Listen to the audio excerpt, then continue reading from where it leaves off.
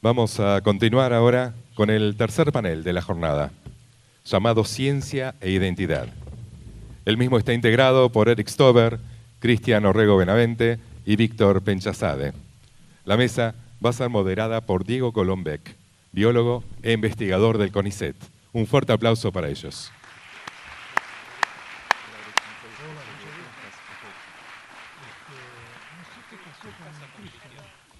Hola a todos, buenas tardes, bienvenidos a esta mesa de Ciencia e Identidad con tres de los protagonistas de la historia que estamos celebrando hoy, estos 30 años de acción del banco. En principio, los voy a dejar hablar mucho a ellos, ahora los presento. Les cuento que los científicos muchas veces no tenemos muchos motivos para sentirnos orgullosos socialmente, ¿no? Pues hacemos de todo, trabajamos en el laboratorio, descubrimos cosas muy chiquitas que nos importan a nosotros, a nuestros amigos y sobre todo a nuestros competidores, ¿sí? Pero no necesariamente trabajamos por el bien común cuando estamos descubriendo algo. Y a veces pasa, ¿sí? A veces pasa, y estoy hablando en primera persona, aunque yo obviamente no tuve nada que ver con las acciones de genetistas, de estadísticos, epidemiólogos, etcétera, en la constitución de lo que después fue el banco, pero a veces pasa que te podés sentir orgulloso del trabajo de la ciencia. Y creo que eso es lo que celebra esta mesa. Un trabajo científico tremendo, que fue revolucionario, que fue realmente un hallazgo totalmente novedoso para lo que era la genética humana en ese momento, y algo nos van a contar aquí los representantes. Y además el contexto en el cual se hizo científicamente, ¿sí? Estamos hablando de hace unos cuantos años, y para decirlo en términos muy simples, el ADN no había sido inventado, más o menos, ¿sí? O sea, estaba ahí, había la biología molecular desde el 1950 y pico, venía explotando, pero no había secuenciación, ¿sí? No había las técnicas que hoy son de rutina en el laboratorio. Y de pronto aparece la pregunta, justamente lo que da el nombre al libro que se va a presentar en un ratito. Es una pregunta tremendamente científica, ¿sí? La pregunta tan sencilla de ¿podemos determinar la identidad de alguien en ausencia de sus padres, en ausencia de sus progenitores? Y así de sencilla como es, compleja es técnicamente, ¿sí? De nuevo, sin ADN de por medio, había que ingeniárselas con las técnicas que había en ese momento, determinadas proteínas que tienen variaciones, que te dan un indicio de por dónde viene la cosa, pero es un indicio, había que llegar de ese indicio a una cierta seguridad. Un trabajo estadístico, genético, biológico y por supuesto también antropológico, de recopilación, de archivo, que finalmente dio lugar al Banco Nacional de Datos Genéticos. Y la verdad es que cuando la ciencia parte de una buena pregunta, se vuelve buena ciencia. Lo curioso es que esta pregunta no vino desde adentro de la ciencia, sino que vino de las abuelas. Hace un tiempo, y esto lo hablábamos bastante con Víctor otras veces que presentábamos cosas de este tipo, como saben, las abuelas muy justamente fueron nominadas varias veces al Premio Nobel de la Paz y con total justicia realmente. Creo que la pifiaron de premio, creo que tendrían que ser acreedoras del Premio Nobel de Medicina, porque hicieron una de las grandes preguntas del siglo XX que movió a la genética a ayudar a resolver una situación que de otra manera no se resolvía. Y de eso nos van a hablar estos protagonistas, ¿sí? Ustedes van a leer seguramente el libro, o tal vez leyeron el libro La genética y las abuelas, o la ciencia y las abuelas, Genética de las abuelas, donde también están ellos muy representados, otras historias científicas igualmente aventureras como la del equipo argentino de antropología forense, que tiene un inicio similar, una pregunta que las técnicas de ese momento no podían resolver. Vamos a ver qué ciencia nos puede ayudar a hacer esto. Entonces, la verdad es un orgullo, más allá de estar circunstancialmente moderando esta mesa con tres aventureros de estas historias que vamos a contar, es un orgullo para los científicos que esto haya pasado, que la ciencia haya podido resolver una pregunta y que la verdad esa pregunta no tiene fin, ¿sí? no tiene límites en cuanto a lo que se puede llegar una vez que hay una buena pregunta y científicos dispuestos a resolverla. Y estos son tres de los científicos que estaban dispuestos a resolverla, ¿sí? Cristian, que está a mi izquierda, ¿sí? En la punta de la izquierda, Cristian Orrego Benavente, él es doctor en bioquímica y genética forense, es miembro fundador de la Alianza de Científicos Forenses para los Derechos Humanos y las Investigaciones Humanitarias, ¿sí? Él es chileno. Su participación en la memoria de la capacidad científica de las ONGs viene de hace muchísimo tiempo, cuando formó parte de una delegación de la Asociación Americana para el Avance de las Ciencias, ¿sí?, conocida también como AAAS, y en el libro cuando charlan ellos dos en todo momento dicen, ojo, agregarle la S, ¿sí? Que vinieron en ese momento, en el 84, vinieron a asesorar a la Comisión del Nunca Más para asesorar justamente sobre, bueno, qué puede hacer la ciencia, en este caso una asociación norteamericana que nuclea a la mayor cantidad de científicos de Estados Unidos para ayudar a esto. Y también invitados por abuelas para aplicar la ciencia a la investigación de la identidad, justamente. Actualmente, Cristian reside en El Salvador, donde sigue asesorando a organizaciones de derechos humanos sobre el aseguramiento de la calidad en genética forense con respecto a la identificación humana y el análisis de parentesco. En el centro de la mesa está Eric Stover, que es un investigador que, por lo que leí, tiene antecedentes de historia estudiante de antropología y también algo de derecho. Venías por el lado más de las ciencias sociales cuando llegaste a este mundo, y él investiga la relación entre guerra, derecho y medicina. Él es miembro fundador de la campaña internacional para prohibir las minas terrestres. Esta ONG recibió el premio Nobel en 1997. Durante los últimos 30 años, Eric dirigió investigaciones forenses sobre fosas comunes en Argentina, Guatemala, Honduras, Chile, Brasil, Irak, El Salvador, Bosnia, Croacia y Ruanda.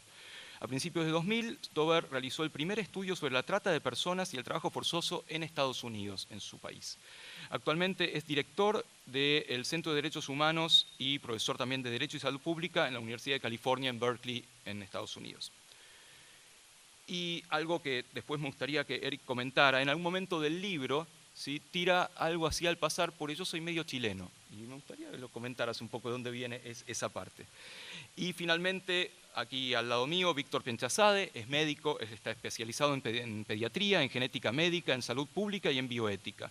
Él también participó en la creación del índice de abuelidad, que ahora vamos a refrescar un poco de qué se trata, y este es el índice que permitió identificar a hijos desaparecidos, y Víctor desde siempre asesoró a abuelas de Plaza de Mayo, en particular en la creación del Banco Nacional de Datos Genéticos, que hoy celebramos los 30 años de su creación. Obtuvo el título en la UBA y se exilió en 1976 durante la dictadura militar argentina.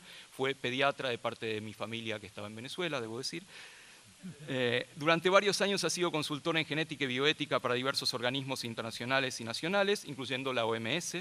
En 2007, hace poco, hace unos 10 años, regresó a Argentina, donde reside actualmente, y es profesor de Genética y Derechos Humanos de la UNTREF, la Universidad Nacional de 3 de Febrero, y es presidente de la Red Latinoamericana y del Caribe de Bioética de la UNESCO. Entonces, lo que les propongo ahora es, en el orden en el cual los presenté, Cristian, Eric, Víctor, que nos cuenten un poco su remembranza de estos 30 años de su participación personal en la creación del banco y en la prehistoria del banco, que es donde ustedes estuvieron participando justamente con estas visitas para crear el índice de abuelidad, y una vez que termine eso, charlamos un poco entre los cuatro. Así que te invito, Cristian, si querés comenzar. Gracias, Diego. Gracias a todos ustedes. Repito algo que dije del corazón ayer. Las gracias a nuestros anfitriones, a Mariana y su equipo en el Banco Nacional, que han pensado, pero con virtuosidad y perfección, estos días que hemos estado aquí. Llegamos el martes en la mañana y no ha habido un momento que no sea emocionante, interesante e inspirante. Y eso yo quiero hablar un poco sobre eso en mi presentación, en el sentido de que esta visita y las conversaciones que hemos tenido en estos 3-4 días, como resultó ser el caso en 1984, cuando estuvimos aquí, nos ayudaron a definir, y por largos años en mi vida desde entonces, resultó ser el futuro de muchas de las actividades mías, como también de mis colegas. En ese sentido, una breve alusión al año 83 de tanto significado, y que significó un giro muy real en mi vida, en el sentido de que yo era un bioquímico interesado en aspectos de genética molecular de microorganismos. Pensaba que cuando volviera yo a Chile iba a trabajar en microbiología aplicada, algún aspecto de la producción.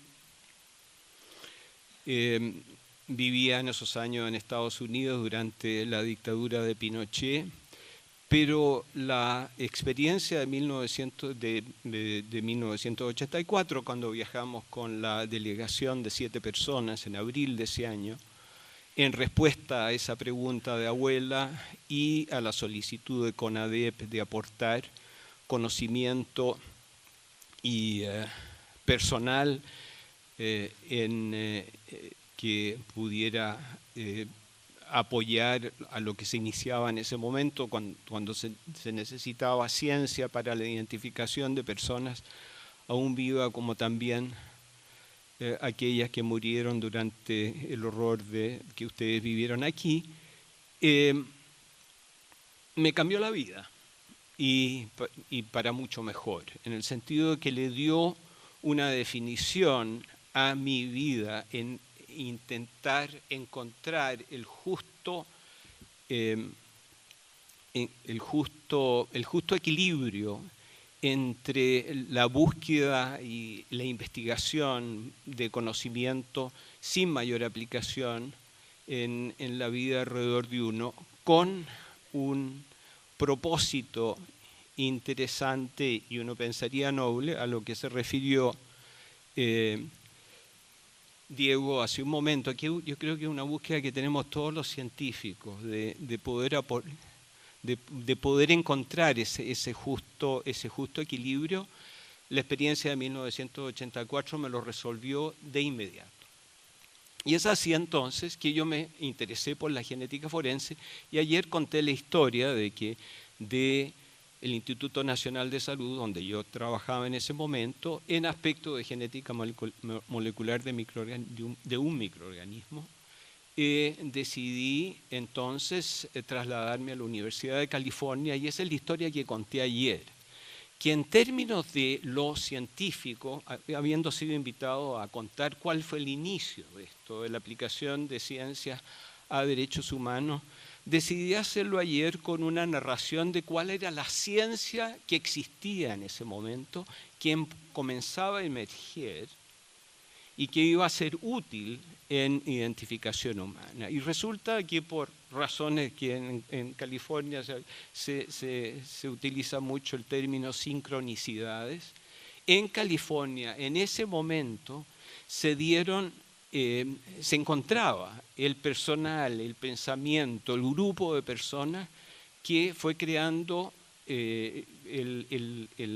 los fundamentos teóricos y experimentales de la ciencia que necesitábamos para identificación en muchos aspectos, y no lo voy a contar ahora de nuevo, pero fue una gran fortuna de que se diera precisamente en ese momento y donde estábamos algunos de nosotros, incluido Mary Claire, y a lo cual yo me agregué un par de años después.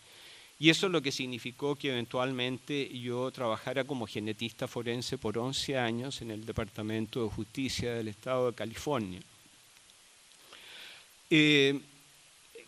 Totalmente dedicado a criminalística y las aplicaciones de la genética forense a criminalística, pero también tuve la buena fortuna que el Estado de California, el año 2001, por una ley que fue establecida por una mujer representante de California, se crea el primer servicio responsable, del cual es responsable un estado de los 51 en Estados Unidos, en la aplicación de la evidencia de ADN en la búsqueda de personas desaparecidas.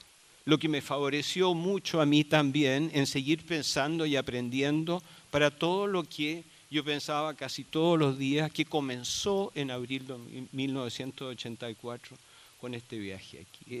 Esa pregunta de abuela no me ha abandonado nunca. Y lo que quiero hacer ahora, en poco tiempo que no quiero ocupar mucho más, es contarles, bueno, qué ha sucedido en estos días que me hace pensar hacia adelante. Y lo defino basado en 4 necesidades que yo veo que tenemos que enfrentamos en este momento y que enfrentan organizaciones, tanto abuelas como, por ejemplo, Asociación Pro Búsqueda de Niñas y Niños Desaparecidos en El Salvador, con el cual yo, de nuevo, gracias a abuelas, que inspira a la agrupación en El Salvador que busca a los niños de los cuales las familias fueron separadas durante la guerra en El Salvador, 1980-1992, Pro Búsqueda decide en 1994 ponerse en contacto con Eric para pedirle, gracias que allí estaba el padre John Cortina, que había escuchado el trabajo de Pro Búsqueda, acceder a la evidencia de ADN en ese momento, cómo existía, para confirmar la identificación de un niño que había encontrado Pro Búsqueda. En ese año, el primer año de la existencia de Pro Búsqueda. Pro Búsqueda existe hasta hoy en día y es la única organización en El Salvador que continúa en la tarea de búsqueda de niños. Pues bien,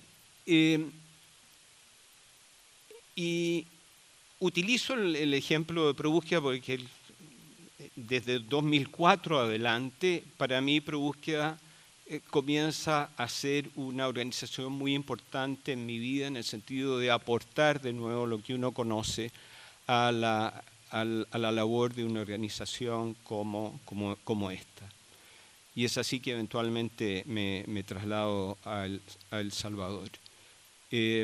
Además de que la genetista de Pro Búsqueda pasa a ser mi esposa. O yo soy el esposo de la genetista de Pro Búsqueda. Yo creo que es una manera mucho más adecuada de presentarlo.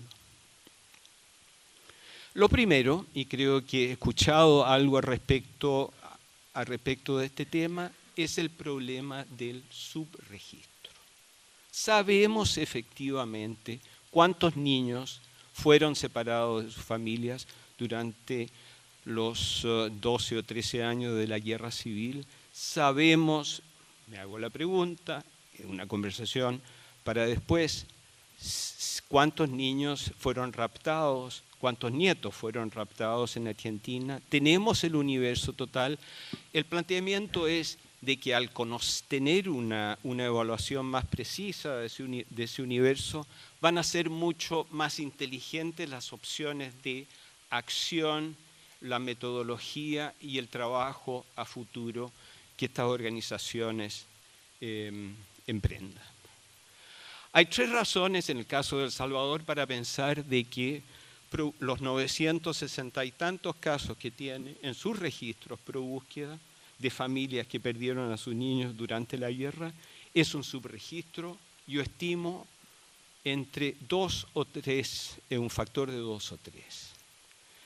El primero es de que hay muchas personas que se han acercado a Pro Búsqueda buscando a sus familias, se les toma el perfil y que fueron niños o bebés durante la guerra, son adoptados, muchos de ellos viviendo en el exterior, y ya les cuento por qué, que pasan a ser casos de Pro Búsqueda, están en la columna de personas que buscan a su familia y no encuentran coincidencia con los perfiles que tiene Pro Búsqueda en sus registros de familiares que buscan a sus niños. Eso ya indica de que hay un subregistro en la columna de registros de perfiles genéticos de familiares de Pro Búsqueda. Segundo argumento. Nunca el Departamento de Estado, el gobierno de Estados Unidos, ha negado esta cifra que fue encontrada por un periodista del periódico Boston Globe ya en 1995, el hecho de que Estados Unidos concedió 2.353 visas a familias de Estados Unidos que adoptaron niños en El Salvador. Hay 2.300 y tantas personas que fueron adoptadas en Estados Unidos, de las cuales Pro Búsqueda solo ha encontrado en este momento 50. Una vasta diferencia. Tercer argumento. Durante la guerra, 1980-1992, escapando los horrores de la guerra, como están escapando hoy en día miles de familias. Hay 300 salvadoreños que están abandonando el país al día por los hechos de la violencia hoy en día en Centroamérica y en El Salvador. Volviendo a los años de la guerra, hay un registro de 500.000 de personas que abandonaron El Salvador. De acuerdo a los índices de fertilidad, eso es equivalente a 116.000 familias. Uno se pregunta, ¿cuántas de esas 116.000 familias abandonaron El Salvador? Y una de las razones es porque perdieron a sus niños fueron separados de sus niños por una circunstancia u otra, masacre, como sabemos en muchos de los casos, que dieron lugar a la separación de niños y de sus familias. Otro indicio, y ese es el tercero y el último que puedo mencionar, que nos dan una pauta de que seguramente hay un subregistro en los registros de probúsqueda, en la búsqueda de niños que fueron separados de su familia. Pues bien, ¿cuál es la respuesta? Bueno, la primera es la misma que tuvimos en 1983. ¿Cómo podemos usar ciencia para hacer un ejercicio que es muy común, que lo hacen los matemáticos en salud pública, es imaginarse de un conocimiento muy reducido de la población donde existe una enfermedad o una epidemia de cuál puede ser la totalidad de ese universo? Esa ciencia no la hemos empezado a aplicar y ahí hay un llamado a otra especialidad en ciencia que nos puede ayudar. El segundo tema que también ha surgido en las conversaciones de hoy en día es el uso de redes sociales en la búsqueda de personas.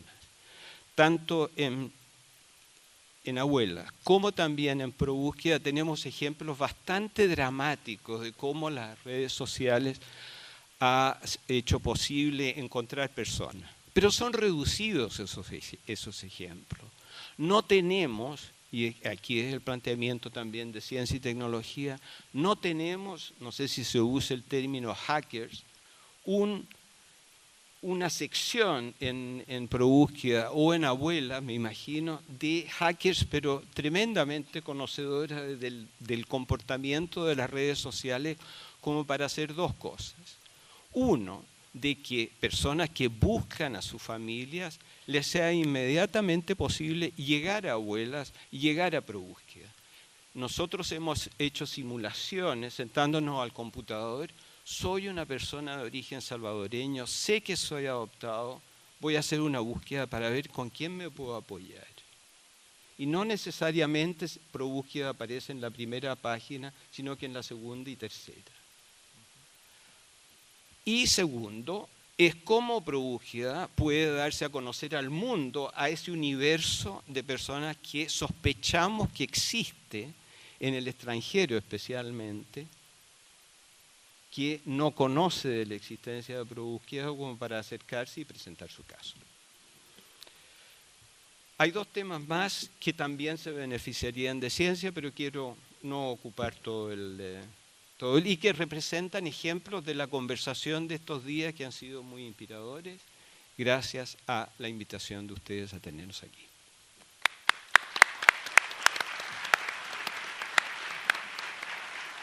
Continuamos entonces ahora con Eric. Así que, Eric, por favor. Bueno, gracias, Diego, y gracias siempre a las abuelas y a ustedes y Mariana y todo el equipo del Banco Nacional. Los últimos 4 días fueron increíbles para nosotros. La amistad y solidaridad y todo.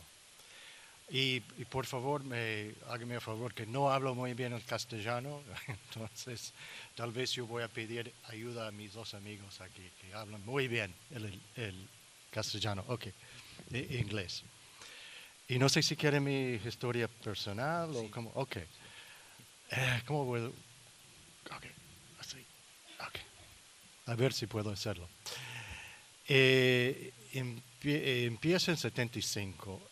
Yo trabajaba en Ecuador y antes en Costa Rica.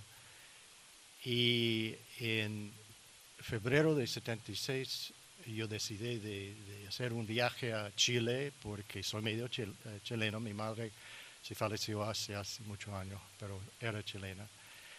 Y entonces yo fui a Chile y después a Argentina. Y el día 24 de marzo, o 25, no estoy seguro, 24 de marzo, 24 de marzo 76, llegué a Jujuy. Este fue el día, por supuesto, del golpe de Estado. Y me pararon ahí los policías militares y yo pasé una noche en una celda con 8 o 9 otros jóvenes, unos bolivianos y argentinos. Yo tenía 22, 23 años en este momento. Y no me molestaron, pero a los demás habían 2 de los jóvenes que fueron muy torturados. Uno con una mano fracturado, completamente así, que fue terrible. Y entonces nosotros, 8 o 9 jóvenes así, pasamos la noche tratando de bajar las emociones y con pedazos de camisa así, de asistir con las heridas. ¿Sí? Y así, bueno, en la mañana me sacaron de la celda y me expulsaron en el tren a Jujuy, a Bolivia. Y nunca olvidé esta experiencia. Y que porque yo tenía un pasaporte, yo podía escapar y ir. Y ellos, entonces, después yo fui a trabajar en Francia y en Londres. Y en Londres trabajaba con Amnesty International como investigador de derechos humanos aquí en América del Sur. Y después yo fui a Washington, D.C. a trabajar con la Asociación Americana para el Avance de la Ciencia como director de Ciencia y Derechos Humanos. Y en este momento la asociación estaba muy preocupada con científicos soviéticos que fueron detenidos y también. Y yo empecé a empujar la asociación de hacer más en América Latina. Entonces yo vení en 80, 81, 82 varias veces a Argentina para juntar información sobre científicos, médicos, enfermeras que fueron desaparecidos. Y en este momento yo fui 2 o 3 veces a la casa de las abuelas y así nos conocemos. Y en 2 de los viajes me dieron copias de sus archivos, de 4, 5, 6, 7 casos de niños, de nietos, para llevarlos a los Estados Unidos porque ellas tenían temor que el policía o militar iba a entrar a la casa y sacar los documentos. Bueno, fue en 83 que yo recibí en mi oficina en Washington, D.C., una visita de 3 abuelas, Estela y Chicha, y no me acuerdo el nombre de la otra abuela, con la pregunta. Y fue el año antes que fueron a hablar con Víctor en Nueva York, pero así empezamos de pensar, ¿cómo podemos responder a esta pregunta? Y 4 o 3 meses después yo recibí una carta de Ernesto Sábato pidiéndole asistencia en las exhumaciones, porque las exhumaciones en este momento fueron terribles, así que sin posibilidad de identificar los restos y entonces Cristian y yo juntamos un equipo de peritos forenses de los Estados Unidos y también de la genetista Mary Claire King, y venimos aquí a Argentina. Lo que fue interesante es las abuelas y Emilio Mignoni también, y la comisión me preguntaron si yo podía venir antes del equipo de peritos forenses para hablar con las asociaciones de derechos humanos. Entonces yo vení para explicar por qué iba a venir este equipo, y yo tenía que explicar que yo voy a traer un equipo de peritos forenses de los Estados Unidos porque nosotros vivimos en un país donde hay mucha violencia, por eso hay mucho, porque así tenemos las ciencias forenses. Y bueno, nosotros fuimos el equipo a morgues y a instalaciones militares por el país, y al fin hablamos con Ernesto Sabato de sería mejor de parar las exhumaciones hasta que podríamos entrenar un equipo. Y entonces ya fuimos, regresé otra vez con otro equipo para hacer el entrenamiento, y ya empezamos con 5 estudiantes de la Universidad de Buenos Aires. Y ahora ese es el equipo argentino de antropología forense. Gracias.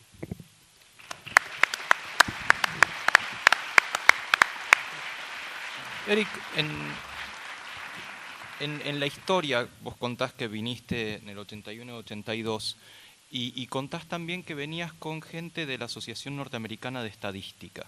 ¿Sí? Sí, sí. Y algo que a mí no tengo bien claro en la historia, ¿participó la gente de Estadística, esta misma gente, después de terminar el índice de abuelidad, o vino del lado más de la bioquímica, de tus otros amigos, Cristian, Víctor, etcétera? No, ese es, bueno, sí. Lo que fue es una asociación estadística internacional, y cada 2 o 3 años tienen una reunión en un país. Yo creo que fue en el año 80, se reunieron en Manila, en las Filipinas. Y en esta reunión tuvieron que decidir en 3 años o 2 años más a dónde vamos a reunirnos. Y estaba planeado de venir aquí a Argentina. Pero había adentro de la asociación un grupo de estadísticos que dijeron no vamos a Argentina, porque hay 2 estadísticos que sabemos, hay 2 estadísticos, Graciela Melavoski y Carlos Noriega. Sí, Noriega, que eran desaparecidos. Entonces en esta reunión decidieron que iba a ir, ese fue un compromiso, compromiso, que ya vamos a ir, pero cuando estamos ahí, nosotros vamos a pedir a Eric Stover de escribir un libro sobre los científicos desaparecidos en Argentina. Entonces yo empecé a hacer los estudios de todo de este asunto. Y cuando reunimos en Buenos Aires, vamos a pasar una petición pidiendo información sobre los 2 estadísticos desaparecidos. Y entonces yo fui a Buenos Aires con la reunión, y durante 4 o 5 días yo tuve grupos de científicos, así porque habían militares alrededor del meeting, de la reunión, y ya fuimos así a charlar con las abuelas, con CELS y con la asamblea y todos los grupos de derechos humanos así. Y pasamos una petición. Y después de la reunión, yo fui con el presidente de la asociación a la Casa Rosada, un poco loco hacer eso, pero ya fuimos con la petición a darlo a la recepción de Casa Rosada. Fue así. Muchas gracias. Bueno, y finalmente Víctor también va a contar esta parte de su historia y después charlamos un poco entre los 4. Bueno, gracias Diego. Muchas gracias a la gente del banco y del Conti, gracias a la cual estamos juntos acá, en una jornada realmente muy, muy emocionante. Esta mañana fue imperdible, espera, lo voy a sacar. Fue una jornada realmente imperdible. Pero bueno, acá Diego me pide que cuente un poco mi cuentito. Entonces les cuento, a ver, ¿de dónde empiezo?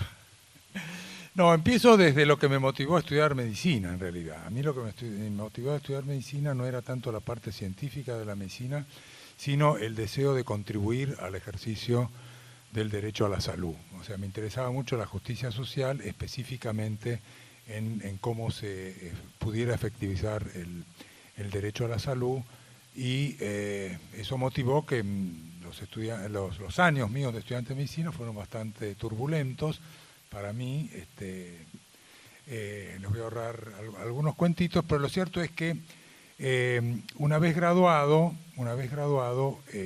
tuvimos la suerte de tener un gran maestro de la pediatría que fue Carlos Gian Antonio, y que nos motivó mucho a todo un grupo de jóvenes médicos a estudiar, a perfeccionarnos en pediatría. De ahí viene mi título de pediatra que leíste recién, Diego. Pero posteriormente a eso, a mí me interesó, siempre tuve una especie de pasión por la genética, que en esos años, estoy hablando de los años 60, recién estaba apareciendo como una realidad. Yo me gradué en el año 64, más o menos 10 años, solamente había pasado 10 años del descubrimiento de la doble hélice del ADN. Entonces, eso era algo que nos interesaba mucho a algunos de los que, además de tener nuestro interés por la justicia social, nos interesaba la ciencia. De hecho, yo me fui a Estados Unidos a hacer un posgrado en genética médica, del cual regresé 2 años y pico después, en una época de la Argentina también muy turbulenta, en el año 71 al 75, que eventualmente, y les hago la historia corta, me obligó a exilarme después de un intento de secuestro de la AAA el 19 de diciembre de 1975. Evidentemente tuve suerte, entre otras cosas. Y recalé en Caracas, en Venezuela, durante varios años, y finalmente con mi familia nos mudamos a Nueva York, porque yo tenía contactos que había cosechado durante mi posgrado, que fue hecho en uno de los mejores lugares de Estados Unidos, y eso me valió que me abrieran las puertas, y así empecé una carrera en genética médica académica, circulando por varias universidades, siempre en la ciudad de Nueva York. Al año de estar en Nueva York, es decir, en el año 82, yo ya para entonces tenía muchas vinculaciones con los organismos de derechos humanos en Argentina, específicamente Madres de Plaza de Mayo, que todavía no se habían dividido, el CELS, y por mi casa pasaba, recién mencionaba Eric, Emilio Mignone, y bueno, Emilio Mignone paró en mi casa por lo menos 2 o 3 veces, que tengo recuerdo, cuando venía a declarar al Comité de Derechos Humanos de Naciones Unidas. Georgie Eppelbaum, de Madre de Plaza de Mayo, era asidua ocupante de una de las habitaciones de nuestro departamento que mi hija menor diligentemente dejaba libre para Georgie. Y fue en ese contexto que conocí a Chicha y Estela en noviembre de 1982 con la pregunta famosa que es motivo del libro que Daniel ha compilado y que van a conocer apenas terminemos la mesa. Una pregunta, y la pregunta era la que ya está entre todos los libros. ¿Cómo vamos a reconocer, la ciencia tiene alguna respuesta para cómo se puede reconocer a niños sin estudiar a los padres posibles?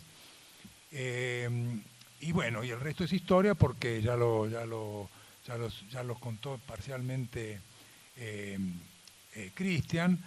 Se armó un grupo de genetistas. Sobre todo era un tema principalmente matemático y estadístico, más que de laboratorio, porque de laboratorio lo que había en ese momento era lo mismo que se hacía para paternidad, y que era estudio de antígenos, es decir, glóbulos rojos, histocompatibilidad, porque efectivamente el ADN todavía no era posible, no era factible analizarlo de manera que sirviera para estudios de identificación.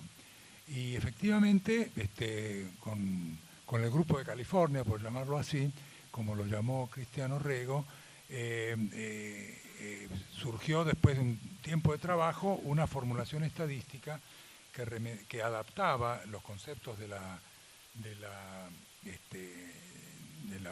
índice de paternidad a un índice que obviamente se llamó de abuelidad. y, a ver, a mí siempre, no siempre, pero ahora Diego me pregunta, bueno, ¿qué significó eso en lo personal? ¿Cómo afectó mi vida?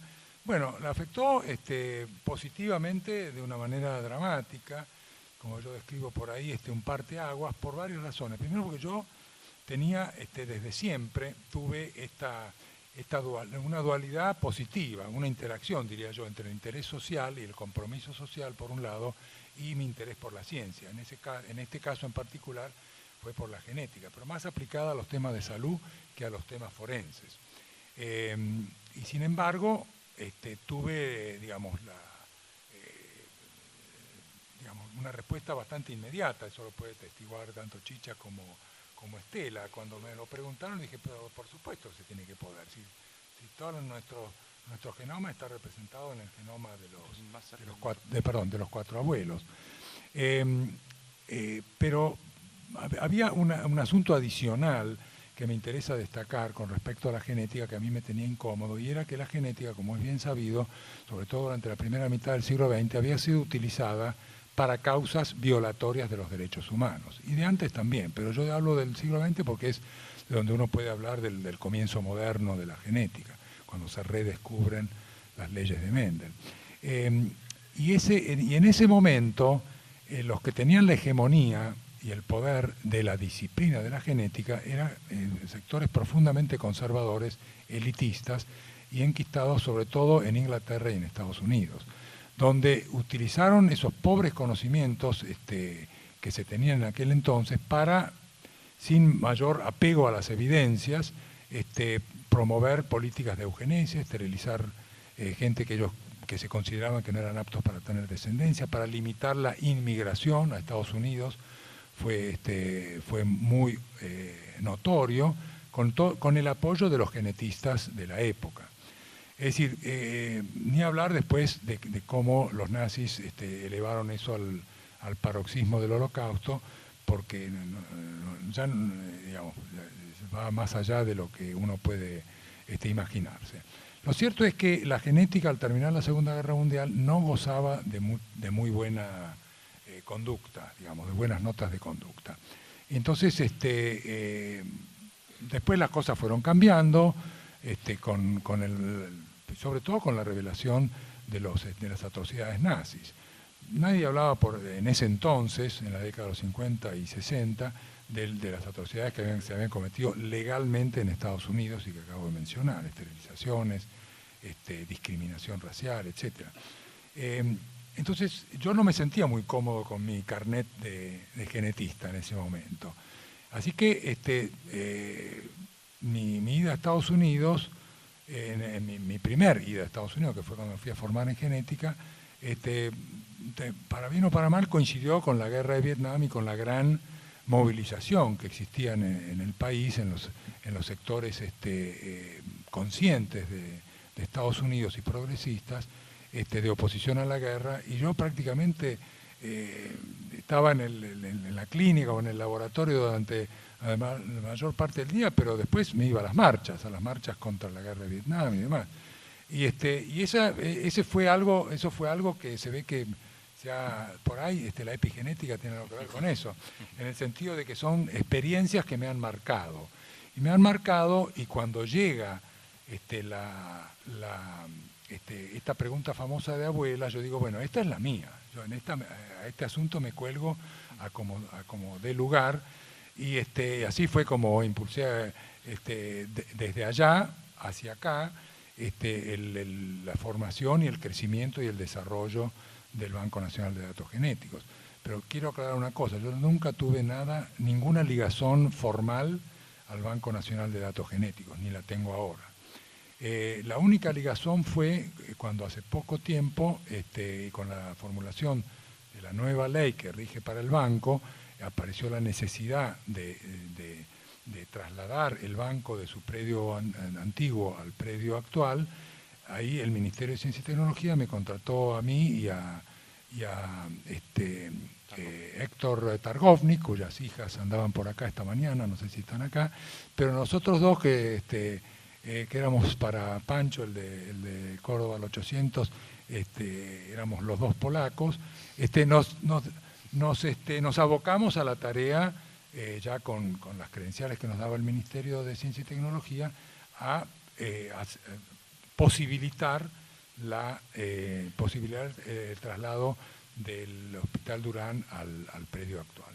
Y eso no fue fácil porque yo, tal como les había advertido a las abuelas en una primera instancia, las dificultades para encontrar niños robados no va a ser técnica, no va a ser científica. Las dificultades que ustedes van a encontrar van a ser políticas, van a ser éticas, van a ser sociales, psicológicas, lo que quieran, pero no tecnológicas, porque la tecnología existe.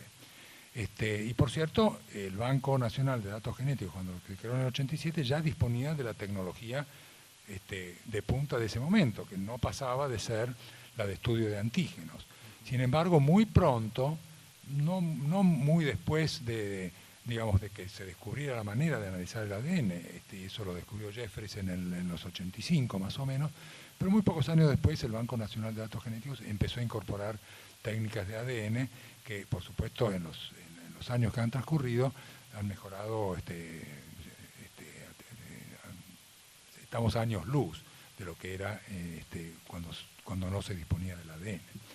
Pero lo que voy es que, como lo ejemplifica la historia de abuelas y de la restitución de niños robados, hoy decía, no sé quién decía, que en realidad uno de los principales obstáculos es que los militares no quieren largar prenda, que ¿dónde están esos niños? Bueno, ¿eso qué es? Es un obstáculo, no es tecnológico, no es científico, es esencialmente político y de poder, de relaciones de poder.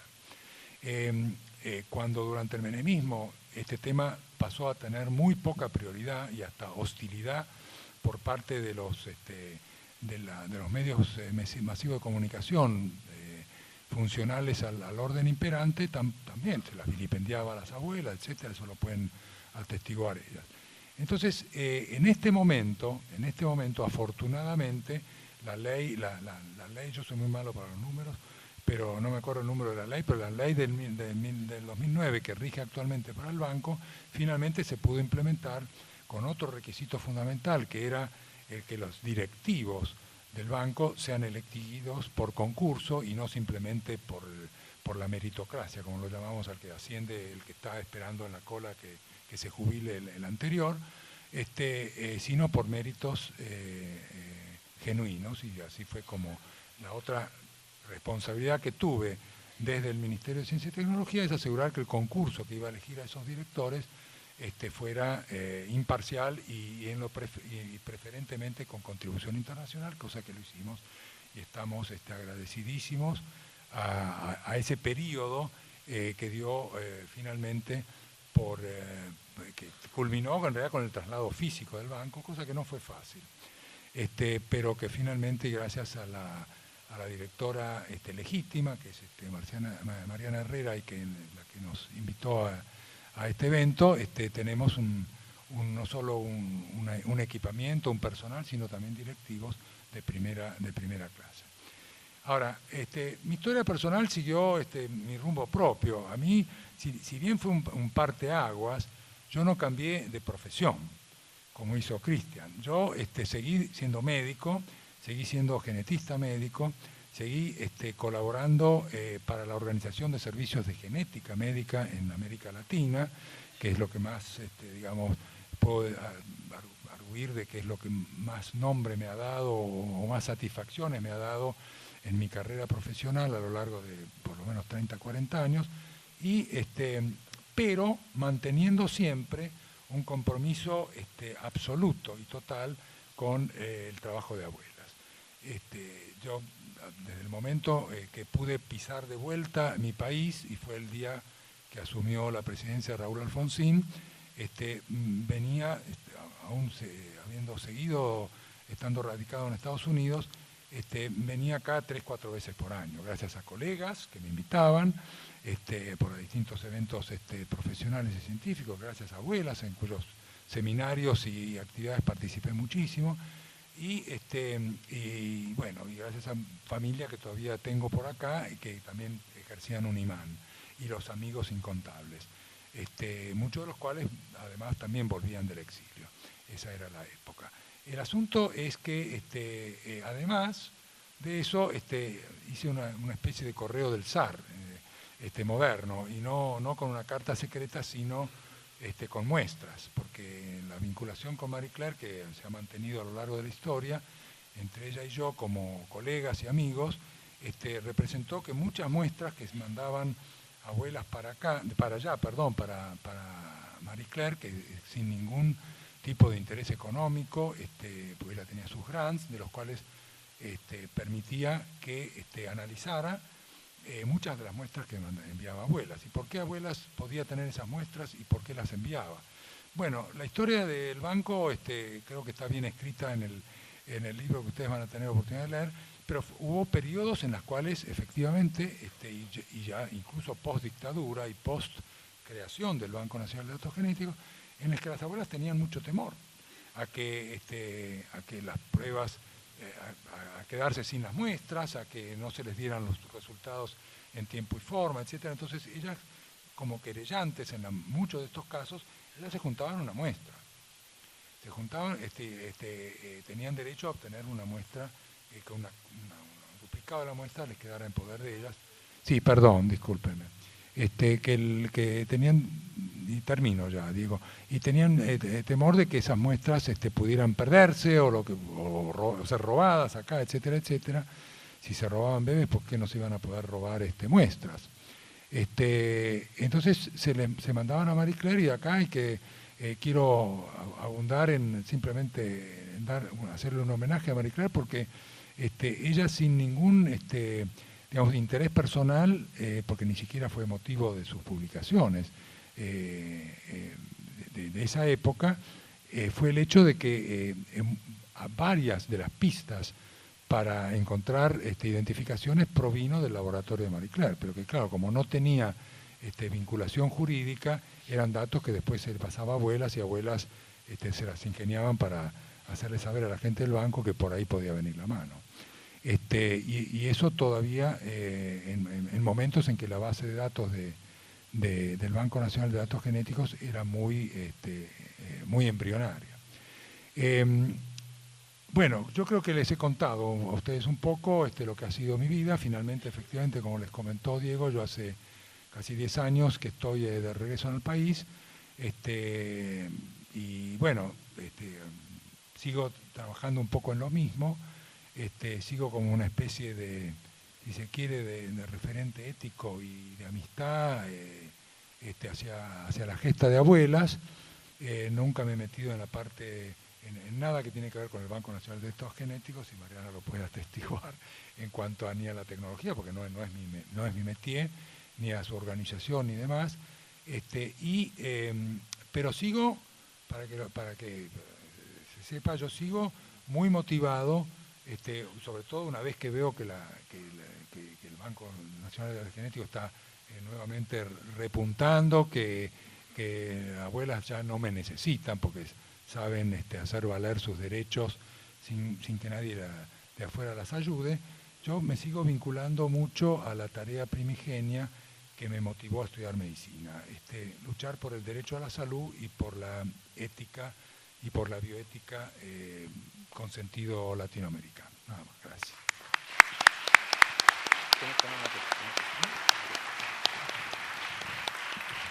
Muchas gracias, Víctor.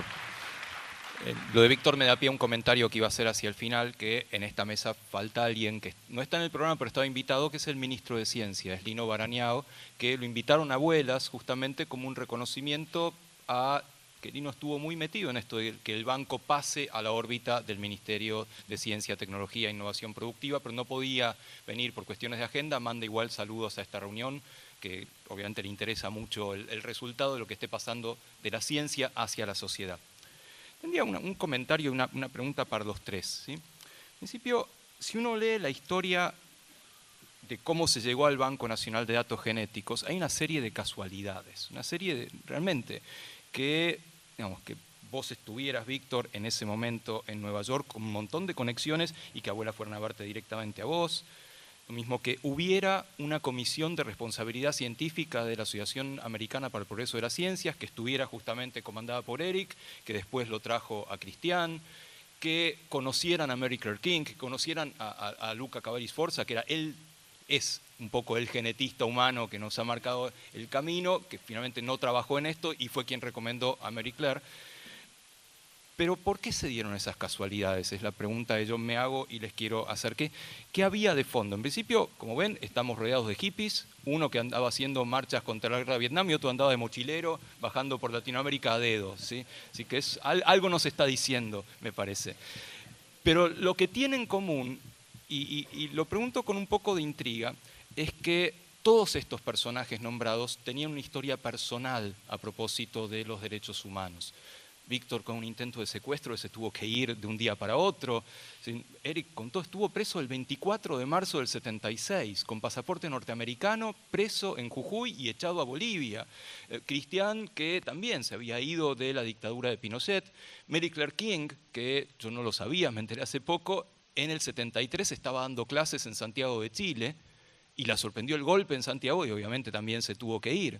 Entonces, mi pregunta / intriga es necesario para haberse involucrado en esto, haber tenido una historia personal? Porque eso nos hablaría un poco mal de los científicos, ¿no? Que para meterse con todo, como ustedes se metieron, hasta que se logró el índice de habilidad y eventualmente se logró un Banco Nacional de Datos Genéticos, tuvieron una historia muy potente. Sin esa historia tan potente, ¿hubiera ocurrido esta serie de casualidades o hubiera tardado mucho más? ¿Qué les parece? Chan. Si estuviera mi hijo acá, diría, las casualidades no existen, viejo. Es así, no, las casualidades no existen. Yo pienso que, por supuesto, los acontecimientos históricos, y este obviamente es un acontecimiento histórico, depende de muchos factores, de factores personales. Habría que pensar si hubiera ocurrido la Revolución Rusa, si Lenin no lo metían en el tren que fue a Petrogrado en aquel momento, qué sé yo. Yo creo que las cosas ocurren porque tienen que ocurrir. Yo creo que si no hubiéramos estado nosotros, hubieran sido otros. O si no hubiéramos tenido esa historia personal, seguramente nos hubiera motivado. Yo conté esta historia personal pensando, es decir, simplemente como para hacerlo más digerible, el hecho de que a alguien que está allá en Nueva York de repente le interese lo que pasa con las abuelas y los nietos robados. Pero lo explica, pero no lo explica me explica a mí, pero no al fenómeno histórico de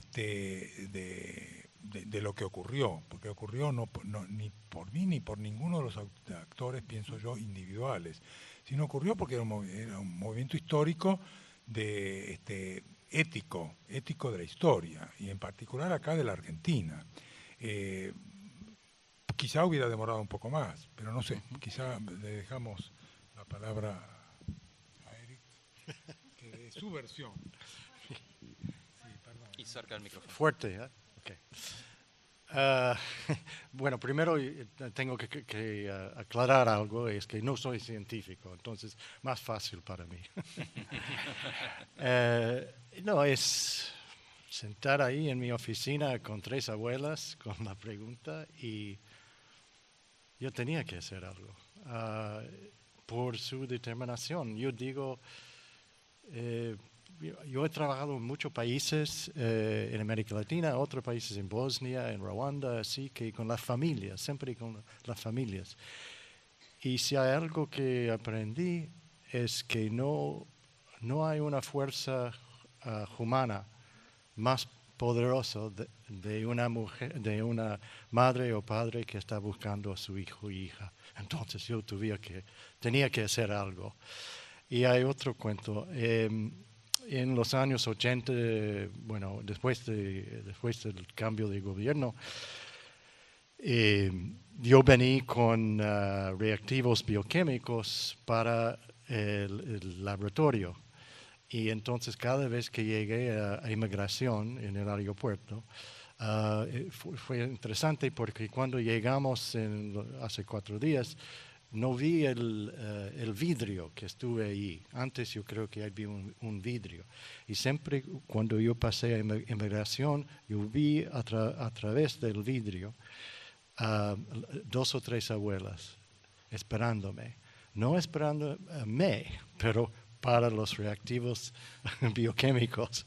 Y me pusieron en un taxi para ir al laboratorio, así que fue la determinación de ellos. Es su pregunta y eso es lo que es. Para mí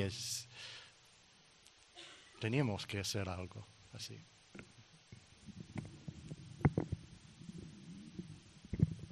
Sí, yo creo que esta es una respuesta similar a la de Eric. Diego, tú dijiste al principio de que de buenas preguntas surge la buena ciencia. Yo creo de que también de buenas preguntas y de las preguntas de la pregunta de abuela surgen, inspiran, hacen mejor a las personas. Ejemplo de ello, y no estoy hablando de nosotros, ejemplo de ello es lo siguiente. En la delegación teníamos a una serie de personas de una cultura muy distinta a la nuestra, eran profesionales forenses, de los cuales teníamos dentro de ellos, ¿cuántos republicanos? 2. Yo no sé cuál era el partido de Clyde, seguramente el propio, porque Clyde era una persona que se regía por su propio principio. Pues bien, todos republicanos o anarquistas que pudieran haberlo sido, fueron inspirados, marcados, y desde ese entonces en algo les cambió la vida, y totalmente comprometidos a todo lo que se les solicitó o incluso ofrecieron de allá adelante a Eric, y que Eric hizo posible, le hizo posible organizar todas estas otras delegaciones, y muchas de ellas, no solo a Argentina, sino que a otros países del mundo en conflicto y con víctimas.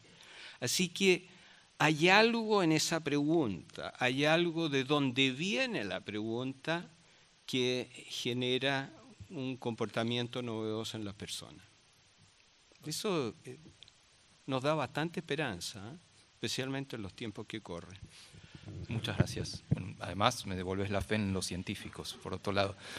Ahora, me quiero hacer una pregunta ligeramente más técnica a los tres, por ahí sobre todo a Víctor y Cristian. Los dos coincidían en decir que los problemas principales no necesariamente son científicos o técnicos, sino que tienen que ver con archivo, con el contexto político, con las búsquedas más allá del laboratorio.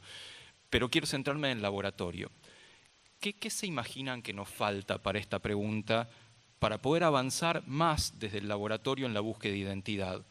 Claramente, en muchos casos no hay ni datos de padres ni de abuelos. ¿Vamos a tener un índice de tiidad en algún momento? ¿Es posible plantear un horizonte en el cual la genética y la biología molecular sigan ayudando a la búsqueda de identidad, en el caso de abuelas, en el caso de El Salvador y en muchos otros? ¿Y qué se imaginan que nos falta? ¿A dónde estamos parados ahora con eso?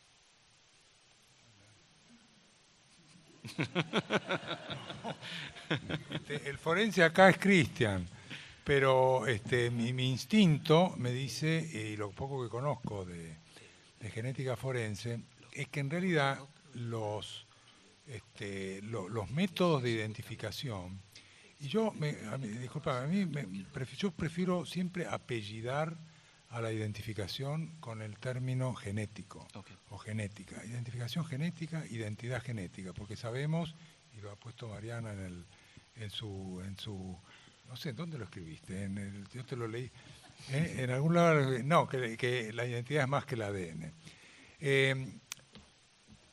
De identificación genética, hoy en día los softwares que existen te permiten determinar o testear, más que determinar, pero testear la posibilidad de distintos tipos de parentesco, del que sea. Por supuesto, cada uno, digamos, asociado a una probabilidad X. Cuanto más alejado de la línea directa, porque en realidad de abuelos a padres a hijos es una línea directa, pero cuando más alejado estés en líneas paralelas, menos preciso va a ser o más amplia va a ser la probabilidad, menor va a ser la probabilidad, porque aumenta lo otro, la probabilidad del azar, que coincidencia sea por azar. Lo que sí, y yo sé porque lo estuve conversando con Cristian, se están desarrollando, y espero que lo explique, nuevas tecnologías para el análisis del ADN, para la identificación genética. Y ese es un gran desarrollo de la tecnociencia de la genética forense, que lo va a hacer más fácil todavía, más rápido, menos costoso, etc. Ahora, a mí más de una vez me preguntan, porque yo no sé por qué, quizás porque pues soy argentino y estoy en la Argentina, a mí me toman por el padre del índice de abuelidad. Les advierto que no pasaría la prueba de paternidad yo. No la pasaría, pero no importa, dejémoslo eso ahí. Pero si el índice de abuelidad todavía se está usando, entre comillas, todavía se está usando. Digo, pero escúchenme, este fue un índice que fue gestado cuando todavía no había ni automatización ni ADN. Entonces, ¿les parece que esa fórmula está en uso hoy? No. Pero sí es una fórmula que que permitió todos los pasos sucesivos para la formulación de softwares para lidiar con situaciones más complejas incluso que el de los abuelos. Y respondiendo a tu pregunta, desde un ángulo más neófito, espero que Cristian dé una respuesta más científica, yo creo que sí, que va a haber índice, y ya los hay en realidad, lo que puede variar es la tecnología con la cual uno arriba a esos índices, pero se puede hacer en línea directa prácticamente cualquier cosa, ¿no? Calcularon que, lo contabas vos ayer, que cuando se vio el ADN mitocondrial de una serie de gente, se llegó al cálculo ¿cómo es? Del ADN mitocondrial de la EVA, de hace no sé cuántos siglos o decenas de siglos. Y es así, porque el ADN da para eso, es muy poderoso. Y con esto termino, poderoso para identificación genética, no es poderoso para predecirle el futuro de ninguno de los que estamos acá en la sala. Gracias. Solo un comentario, si fueras el padre del índice de abuelidad, eso te convierte en el bisabuelo. Bueno, yo todavía me falta un tiempito para ser bisabuelo, pero no le tengo miedo a eso.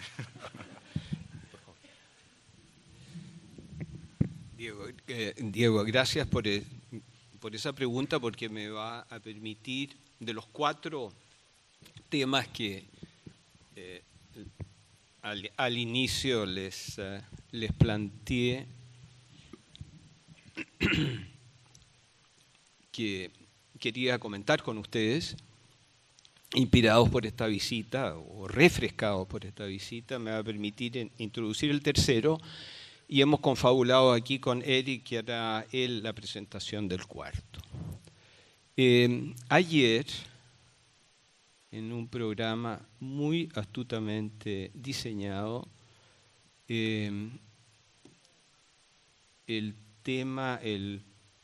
último tema, o quizás el penúltimo, el último tema fue aseguranza de calidad en los análisis, que es un tema muy importante y que me alegro muchísimo que se haya conversado ayer.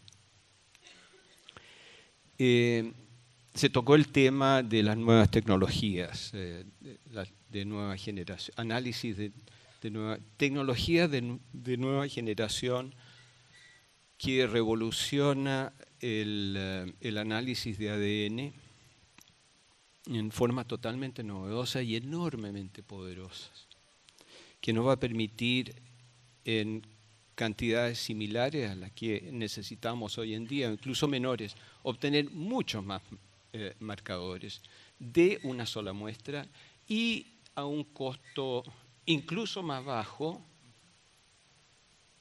que por muestra estamos obteniendo hoy día. Es decir, las posibilidades de establecer vínculos de filiación entre personas más distantes que la persona desaparecida van a aumentar enormemente. Esto es, pero de nuevo hay una sincronicidad. Alguien hacía la pregunta, tú hacías la pregunta, de por qué, cómo se dan estas cosas en el momento adecuado. Bueno, parece que siguen dándose,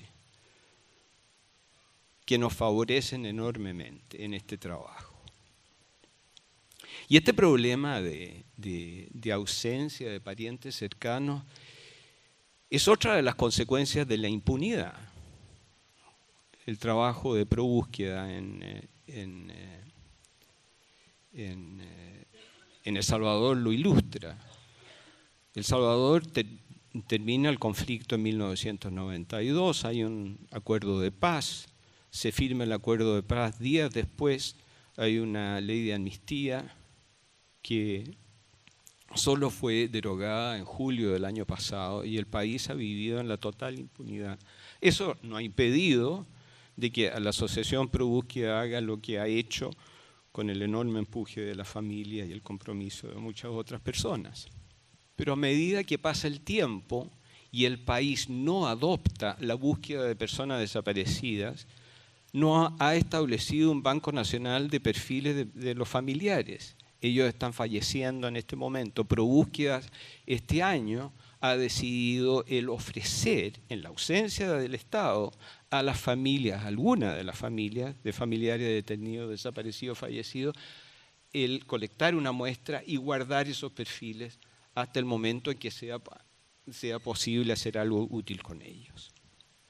Pues bien, estas nuevas técnicas de generación nuevas técnicas de análisis de ADN de nueva generación van a permitir el aumento de la certeza de filiación entre parientes cercanos e incluso entre parientes distantes. Va a permitir, y yo creo que se viene, toda una revisión de todas las osamentas que hasta el momento no han dado resultado por ADN excesivamente degradado. Debo decir de que muchos de los fracasos en identificación de ADN no es porque el ADN no esté allí, sino que porque está muy degradado y no es susceptible acceder a él con las técnicas del momento. Pues bien, las técnicas de nueva generación disminuyen los requisitos de tamaño en varios factores y de varias maneras, lo que va a ser posible y que seguramente va a impulsar a muchos de los laboratorios e ir de vuelta a aquellas osamentas, si las han guardado, someterlas a extracciones novedosas de ADN adecuadas para estas técnicas de nueva generación. Vamos a tener una nueva era de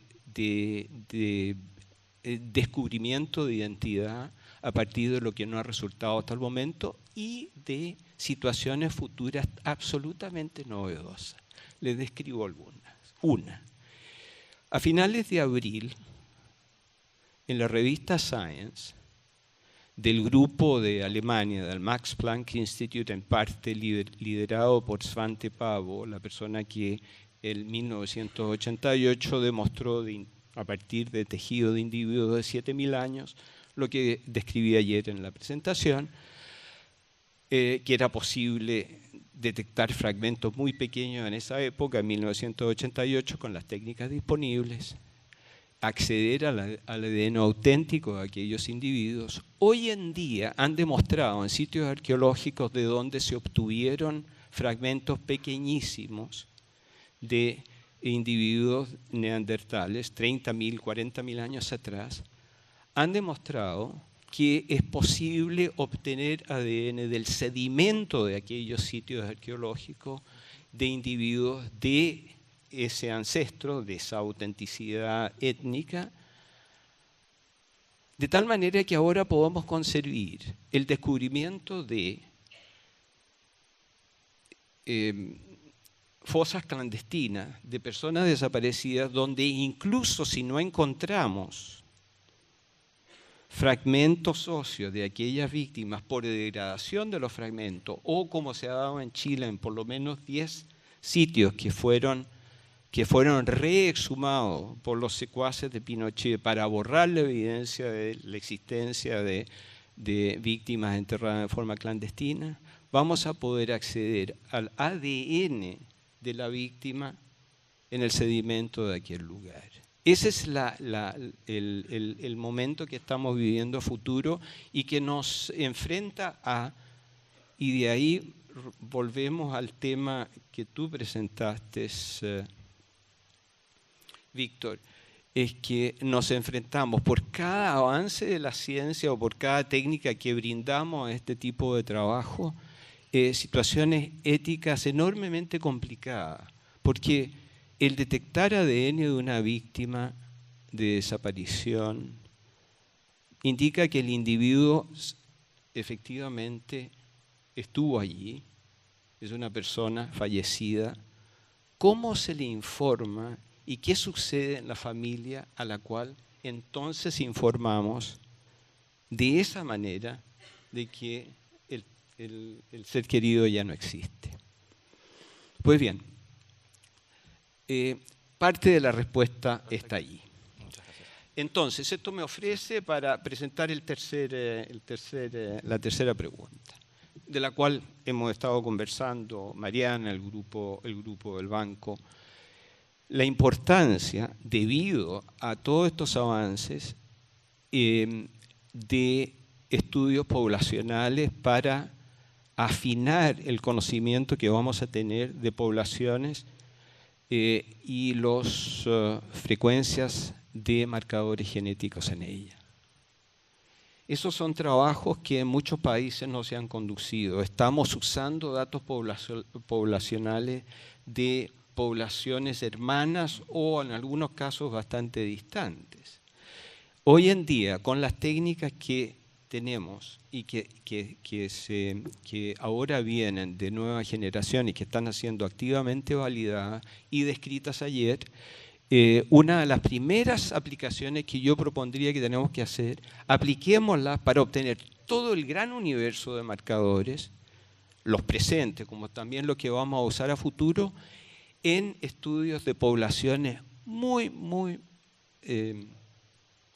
íntegros, como para tener de ahora en adelante tablas poblacionales que nos sirvan por mucho tiempo. ¿Ya? Y esos estudios, de nuevo, no va a ser la metodología en el laboratorio lo que nos impida hacerlo. Va a ser llegar a poblaciones, pedir esas muestras de acuerdo a textos de consentimiento que yo creo que vamos a tener que cambiar de los que se escriben hoy en día, y las personas en asuntos de ética y genética humana van a tener que estar muy involucrados en aquello. Muchas gracias, Cristian. Estamos en tiempo, pero Eric, si querés comentar la confabulación que tenían con Cristian, si brevemente puede ser. Okay. Muy breve. Yo estaba pensando en los últimos días que tal vez es el momento de tener, otra conferencia, pero sí otra conferencia que se llama ADN sin fronteras, y porque hay por búsqueda de los niños desaparecidos en El Salvador, y también a la frontera de los Estados Unidos y México hay miles y miles de inmigrantes que habían muertos ahí, que no se puede identificarlos porque las familias en los Estados Unidos tienen mucho miedo de identificarlos y asistir. Y también hay familias en Guatemala u otros países que no saben lo que pasaron con sus familiares. Entonces sería muy interesante de tener una conferencia de ADN sin fronteras para pasar a las lecciones aprendidas aquí en Argentina con las abuelas y el Banco Nacional, con ProBúsqueda y otras organizaciones. Sería una idea de plantear sobre la mesa. Muchas gracias. Para terminar, es una pequeñísima reflexión. Lo que nos contaron ellos tres, y por supuesto lo que inició la pregunta de Abuelas, tiene como resultado lo que estamos celebrando hoy, que son los 30 años del Banco Nacional de Datos Genéticos. Es un poco la prehistoria de cómo llegamos. Y es un avance científico y tecnológico importante, más allá del problema este en particular, como vemos que se puede expandir a otras áreas. Si uno hace la curva por distintos índices, cómo aumentan la ciencia y la tecnología en la historia de la humanidad, no es una curva así lineal. Tiene piquitos, tiene algunos picos muy grandes, y en general son bastante trágicos esos picos, corresponden a las guerras. Las guerras han sido lo que más han hecho aumentar la ciencia y la tecnología.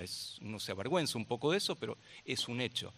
Bueno, nosotros tenemos en Argentina uno de esos picos. Por ahí no es un pico como la revolución industrial o algo parecido, pero es un pico importante. Se debe obviamente a una historia trágica, se debe a la historia de terror en Argentina, pero tiene un resultado que es todo lo contrario de trágico, un resultado científicamente tremendo, tecnológicamente muy relevante y además que se va hacia la sociedad. Entonces, ese piquito que le debemos, entre otros, a estas tres personas que hoy contaron la prehistoria del banco y sobre todo a la pregunta de Abuelas, que nos regalaron una pregunta científicamente brillante, breve y elegante, tenemos ese pico de ciencia y tecnología que hoy estamos celebrando en los 30 años del Banco Nacional de Datos Genéticos. Así que muchas gracias Cristian, Eric, Víctor, muchas gracias Abuelas y gracias a todos.